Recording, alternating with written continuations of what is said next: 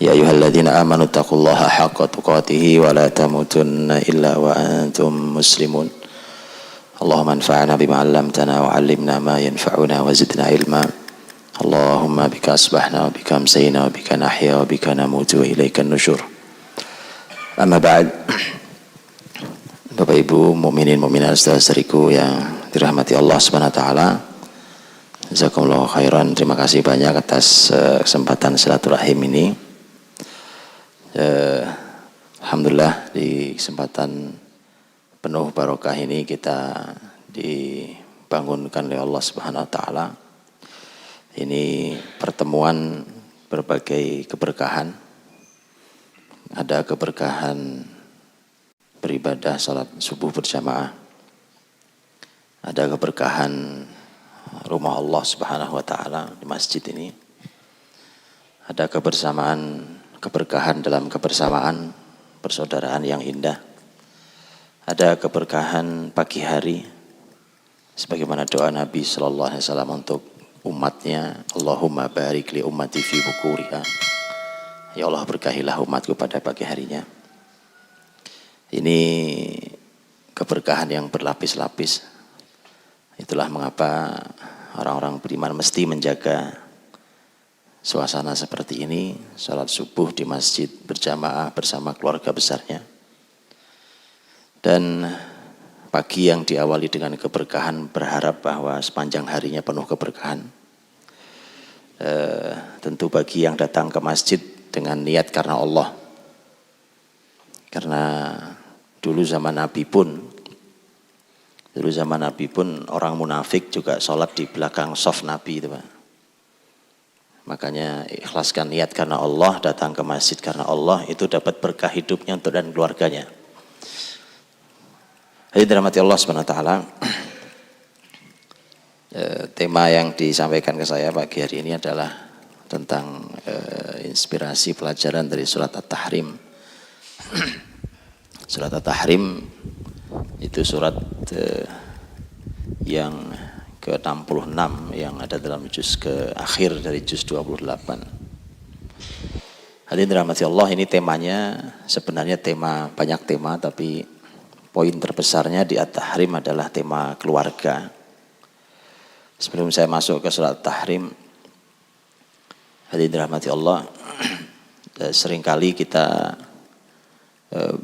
karena ini mungkin materi yang jarang kita dapat, sehingga kita berkeluarga tanpa panduan wahyu. Apalagi tidak ada sekolah menjadi suami, tidak ada sekolah jadi istri, tidak ada sekolah menjadi ayah, tidak ada sekolah menjadi ibu, tidak ada sekolah menjadi kakek dan nenek. Padahal semua itu ada panduannya, baik di Quran, di hadis Nabi, di contoh generasi salafus soleh dulu, itu semua ada contohnya. Akhirnya sekarang kita berumah tangga itu nebak-nebak Pak, ngarang. Jadi kira-kira begini, kayaknya dulu Bapak Ibu saya didik saya begini, maka saya didik anak saya dengan cara begini. Ini bahaya karena hadirin, kita ini makan minum saja hati-hati, bukan? Kan kita tidak mau makan babi, kita nggak mau, gitu kan? Minum khamar kita juga tidak mau. Makan minum itu urusannya cuma urusan perut kita, urusan badan kita supaya segar sehat. Cuma itu urusannya. Yang segitu saja kita sangat hati-hati halal haramnya. Masa iya kita mendidik keluarga yang hasilnya bukan cuma fisik Pak, hasilnya itu generasi ini. Kan dari keluarga lahir anak-anak Pak. Anak-anak itulah calon orang-orang hebat di kemudian hari. Makan minum saja kita minta panduan Quran. Quran bilang babi tidak boleh, kita nggak makan. Khamr nggak boleh, kita nggak minum.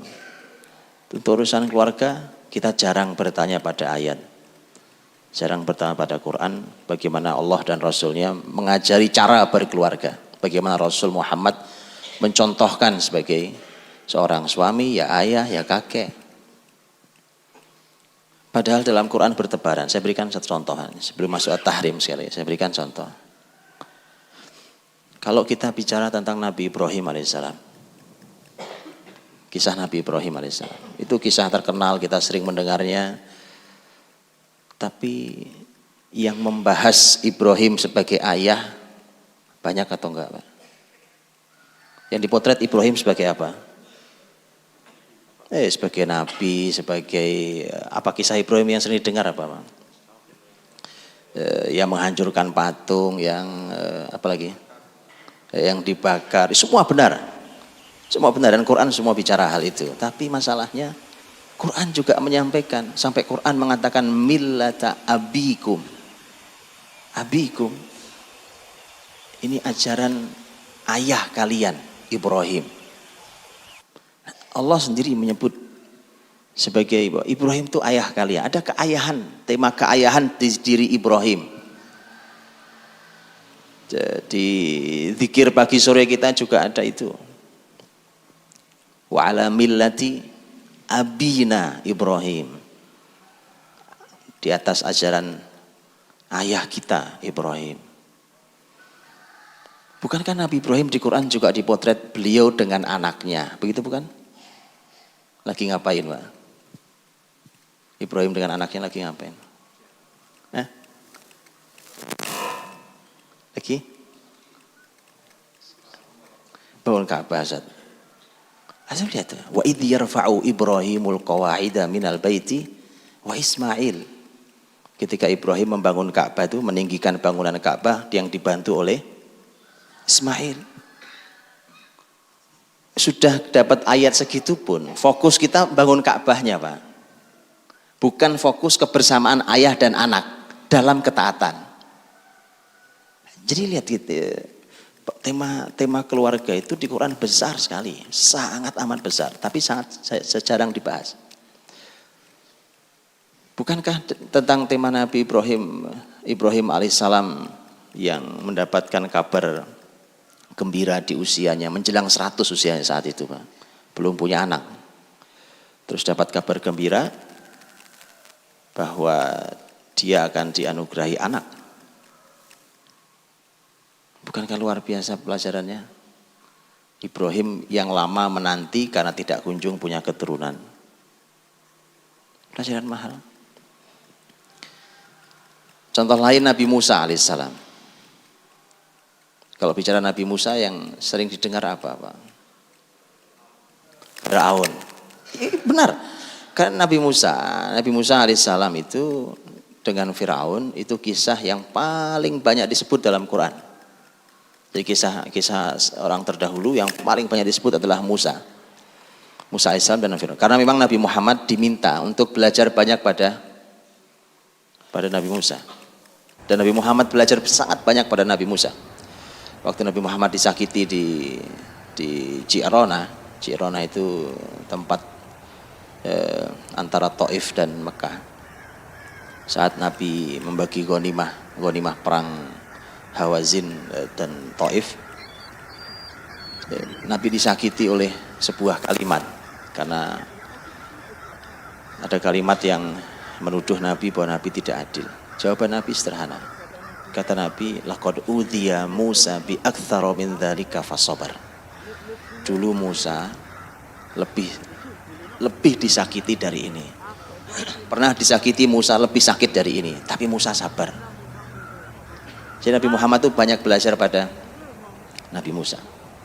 Dan subhanallah, hadirin, dulu zaman Nabi Muhammad, orang-orang Yahudi itu, di zaman Rasul, orang Yahudi itu masyarakat pinggiran yang tidak ada kekuatan apa-apa. Tapi Anda boleh lihat hari ini, seakan pembicaraan tentang Nabi Musa alaihissalam dan masyarakatnya menjadi sebuah kajian yang sangat hangat hari ini. Nabi Musa banyak dipotret tentang Fir'aun. Tapi tahukah kita, Nabi Musa juga Allah potret tentang keluarganya. Tentang apanya, Pak? Nabi Musa dipotret tentang keluarga di Quran. Tentang apanya? Ini bukti, maksud saya, membuktikan bahwa bagaimana ceritanya makanan yang cuma urusannya fisik saja kita cari dari Quran, tapi urusan yang jauh lebih penting dari makanan, yaitu menghasilkan generasi masa depan ini, tapi belum kita tanya dari Quran. Itu maksud saya. Ini sentuhan awal saja. Subhanallah, pelajaran mahal sekali tentang Musa alaihissalam sejak dia bayi. Bukan begitu? Quran menuturkan bagaimana ibunya sampai Allah bimbing untuk melarung di sungai Nil itu kata per kata dalam ayat tentang hal itu memiliki pelajaran yang sangat istimewa.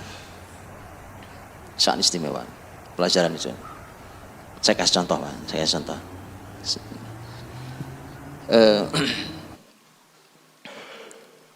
Seorang ibu, kan ibunya Nabi Musa ketakutan kan? Ketakutan karena ini kalau Musa bayi ketahuan bahwa dia sudah lahir pasti dibunuh.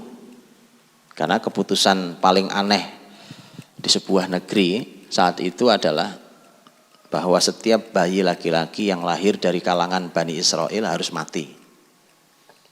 Itu keputusan Firaun. Maka ibunya khawatir tentang bayinya yang pasti mati. Ini kalau ketahuan saja mesti mati. Padahal negara terus mengintai siapapun yang hamil. Dicatat itu, Pak. Siapapun yang hamil nanti akan ditunggu lahirnya laki atau perempuan. Baik, pertanyaan saya, kalau seorang ibu sedang khawatir terhadap bayinya, itu bayinya dipeluk erat atau dilepas? Sepakat kita kan? Bayinya dipeluk erat, Pak. Begitu khawatirnya, bukan begitu? Tapi apa perintah Allah pada ibunya Nabi Musa? Disuruh dilepas.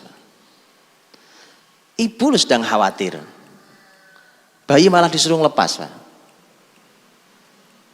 Sudah begitu semua tahu sungai Nil ini mengalir dan akan melewati istana Firaun. Anda bisa lihat itu. Lihat bagaimana pelajaran mahal buat keluarga, Pak. Kadang-kadang yang Allah putuskan itu kadang tidak cocok dengan perasaan kita, bukan begitu? Tapi ikuti Allah saja. Apakah Musa mati? Oh enggak, Musa yang malah menjatuhkan Firaun itu nanti, betul? Makanya ikuti Allah, walau kadang bertentangan dengan perasaan kita. Jadi subhanallah, ibunya Nabi Musa begitu khawatirnya. Bahkan dalam kisah itu ibunya Nabi Musa berkata, waqalat li ukhtihi qussi. Ibunya Nabi Musa berkata pada saudarinya Musa, kakak perempuannya Nabi Musa. Qussi itu ikuti adikmu nah. Begitu dilarung ikuti adikmu. Lihat, Pak, ibunya berkata, ini tentang ciri anak soleh dan soleha, Pak. Sekecap kata, satu kata, kusih artinya ikuti adikmu, ikuti dia. Apa kakaknya kemudian diem aja nggak bergerak gitu? Sekali perintah jalan. Pernah jumpai anak dipanggil sudah 5 kali nggak datang? Hah? Ada juga di situ. Subhanallah. Gimana didiknya itu, Pak? Makanya belajar sama ini ibunya Nabi Musa. Loh, ada pelajarannya, Pak. Ini cuma karena waktu saya nggak cukup saja, karena bukan itu tema kita. Tema kita saya cuma ingin mengasih muqaddimah, Pak. Kan tema kita tahrim katanya. Jadi lihat itu. Cuma sekali kata, qussi, ikuti dia. Keluar tuh dia dari rumahnya. Enggak pakai 2 kali, enggak pakai 3 kali perintah. Lebih dari itu, ini anak cerdas. Nah, ini enak nih punya anak solehah cerdas pula. Kan enak orang tua. Bagaimana cerdasnya? Ini satu kata ini, Pak. Padahal itu anak kakaknya itu belum dewasa sekali.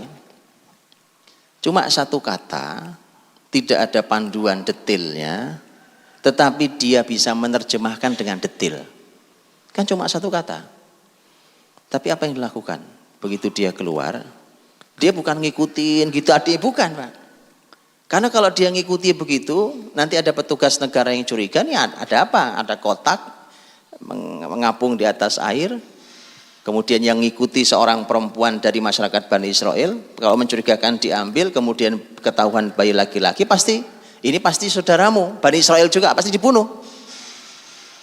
Berarti dia harus mengikuti, tapi tidak boleh ketahuan bahwa dia sedang mengikuti. Lihat anak cerdas, man. Diikuti, man.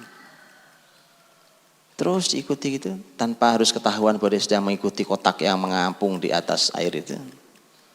Begitu diambil, begitu melewati istana, karena istana di pinggir sungai Nil, begitu diambil, sudah sekarang adiknya sudah masuk di dalam istana. Nggak tahu nasibnya, status tidak jelas itu bayi. Dia tungguin, Pak, karena tugasnya ngikuti, kan belum selesai tugasnya. Ini nasib adiknya kayak apa di istana? Nanti lihat cuma satu kata, tapi dia bisa terjemahkan panjang lebar. Begitu ada pengumuman dari istana, karena bayi sudah beberapa saat tidak menyusu, maka nangis dan diumumkan bahwa siapa yang bisa menyusui punya ASI maka diminta untuk datang ke istana, tentu akan mendapatkan imbalan yang luar biasa. Maka ternyata Allah berfirman wa harramna 'alaihil maradhi'. Allah halangi semua ibu yang menyusui, itu Allah halangi sehingga tidak cocok buat Musa. Allah punya rencana, makanya ikuti Allah lah. Allah tuh punya rencana lebih baik dari kita. Sehingga bayi itu tetap nangis, Pak. Tetap nangis. Lihat anak perempuan cerdas ini, kakaknya Musa yang solehah nih. Dia datang ke istana menghadap. Dia bukan ngomong, ini anaknya ibu saya, enggak begitu ngomongnya, Pak. Itu mah bodoh namanya kalau gitu, itu pasti dibunuh. Apa kalimatnya? Hal adullukum ala ahli baiti yakfulunahu. Maukah kalian aku tunjukkan satu keluarga yang mereka bisa merawat bayi ini?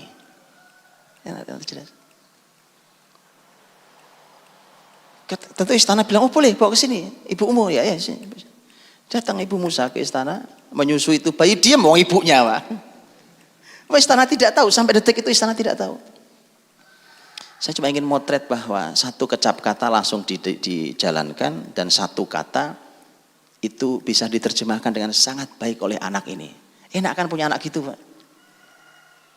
Itu Quran itu bicara itu tentang Nabi Musa alaihissalam. Apa pernah ada yang tahu? Apa ada ibu-ibu hari ini yang nyusui anaknya di rumah digaji negara? Ada? Digaji gara-gara nyusui anaknya, ada di sini? Ini ibunya Musa alaihissalam, gara-gara ngikuti perintah Allah. Itu, Pak, kalau perintah Allah. Karena Musa bolak-balik istana menyusui. Kemudian ibunya Musa bilang, saya tidak bisa bolak-balik begini terus. Karena saya punya anak, itu Nabiullah Harun, yang juga masih kecil, jaraknya cuma setahun. Kalau Anda mau, kata ibunya, bagaimana kalau bayi ini saya bawa pulang? Saya bawa pulang ke rumah, saya susui di rumah, kapanpun istana mau datang untuk bermain, untuk mengambilnya silahkan. Kata ibunya Musa. Istana mengizinkan bayi dibawa pulang. Antum bayangkan lihat. Antum lihat. Dibawa pulang ke rumah, disusui sebagai anaknya, itu bayi balik ke pangkuan ibunya, ibunya digaji negara. Begitu loh kalau rencana Allah itu, makanya jangan ngeyelan kalau sama ayat itu kan. Baik, teman-teman, saya cuma memukadimai bahwa betapa pembahasan sebesar ini tentang tema keluarga itu, saya cuma ngasih contoh sedikit. Itu tidak terbahas oleh kita. Maka mari kita bahas, berkeluarga masa nggak ada panduannya. Panduannya detail, sangat amat detail. Musa nikah, di Quran ada atau tidak? Musa nikah, nah, tadi kan Musa kecil, Pak. Ada. Musa nikah di Quran. Luar biasa, Pak. Luar biasa. Proses nikahnya Nabi Musa alaihissalam. Mau saya ceritain sedikit? Atau enggak usah? Kita langsung masuk at-tahrim aja. Sedikit ya. Sedikit nih, Pak. Kisah perkenalan Musa dengan istrinya itu kisah pertemuan di padang pasir, Pak. Musa yang lagi ketakutan karena dikejar-kejar oleh dicari-cari oleh tentara Firaun. Ini belum yang lari ke Laut Merah, belum. Ini yang memang dia dikejar karena Musa memukul masyarakat, satu orang Kipti yang mati langsung dia. Lari dari Mesir sampai ke negeri Madian. Makanya dalam tafsir para ahli ilmu berbeda pendapat apakah itu zaman Nabi Syuaib, karena negeri Madian, Nabi Syuaib negeri Madian. Sampai negeri Madian dilihat banyak penggembala lagi gembala dombanya, mereka lagi memberi minum dombanya. Para penggembala dengan dombanya masing-masing, ada sumur mereka ngambil air gantian. Musa yang sebenarnya sedang ketakutan lari itu duduk di bawah sebuah pohon, kemudian nyender, kemudian ngelihat ada pemandangan janggal. Karena di antara semua penggembala laki-laki ada 2 perempuan yang menjauh dari para penggembala laki-laki. Ternyata 2 perempuan itu juga menggembalakan kambing-kambing mereka, dan nanti oleh Quran dikasih alasan mengapa perempuan ini mengerjakan pekerjaan laki-laki. Karena penggembalaan itu pekerjaan laki-laki, Pak. Maksudnya pekerjaan laki adalah karena pekerjaan itu berat. Secara fisik dia berat. Ternyata nanti Quran memberikan alasan bahwa ayahnya kedua putri ini sudah tua. Singkat kata dibantu, begitu penggembala sudah pergi semua, oleh Musa dibantu. Sumur itu ditutup pakai batu, Pak. Batu itu baru bisa diangkat oleh sekian laki-laki. Ya perempuan gimana ngangkatnya itu? Maka Musa yang angkat batu itu sendirian, kemudian dipindahkan, baru diambilkan airnya, dibantu. Sudah selesai perempuan, terima kasih, dia pergi 2 orang. Musa duduk di bawah sebuah pohon itu, kemudian berdoa pada Allah, ya Allah saya memerlukan bantuanmu. Karena Musa ketakutan. Gitu. Gak lama datang lagi itu salah satu putri, tadi berdua sekarang datang sendirian.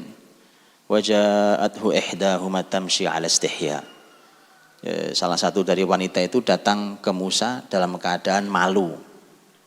Ini juga ciri anak yang hebat, Pak. Perempuan itu Allah kasih garis tebal, kata istihya. Istihya itu punya rasa malu. Perempuan pecicilan. Istihya, dan tafsir menggambarkan begitu detailnya apa yang dimaksud dengan malu di situ. Buka tafsirnya, harus ngaji tafsir. Singkat kata kemudian si perempuan ini mengatakan, saya hanya menyampaikan pesan ayah, bahwa ayah saya meminta agar Anda datang untuk ayah memberikan balasan atas kebaikan Anda tadi. Musa jalan, Pak. Musa jalan. Ada yang menarik, intinya begitu sampai di sana ternyata oleh bapaknya bukan hanya diberikan perlindungan, sudah nggak perlu takut lagi, di sini kamu aman, diberikan makan minum, bahkan ditawari salah satu dari gadis itu. Nah, itu. Yang menarik adalah satu dari 2 wanita itu bicara pada ayahnya, sebelumnya sudah ngomong ke ayahnya. Inna khaira man istajartal qawiyyul amin. Kan ayahnya itu berencana menjadikan Musa ini, tadinya rencana awalnya adalah sudah kamu kerja saja sama saya. Nanti menggembalakan kambing menggantikan putri-putri saya. Ini sebelum tawaran nikah. Anak salah satu putri itu dia bilang, kalau ayah betul mau menjadikan anak muda ini sebagai pekerja di kita, sesungguhnya orang yang akan ayah sewa itu punya 2 sifat, al-qawi, al-amin.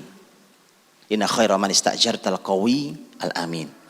Qawi artinya kuat, al-amin artinya amanah.